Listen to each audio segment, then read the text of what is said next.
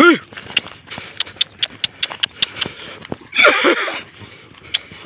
้หลายขัดกัวเฮ้ย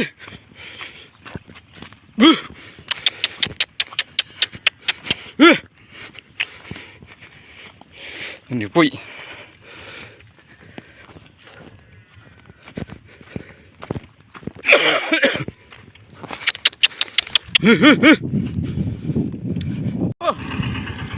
ลงยังน้ำข้าวเดียวหนึ่งปู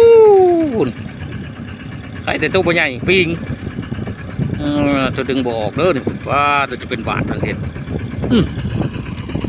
ตัวนี้หน่อยหนึ่งประโยชน์แท้ตายบ่ดูน้ำเต็มเลยนี่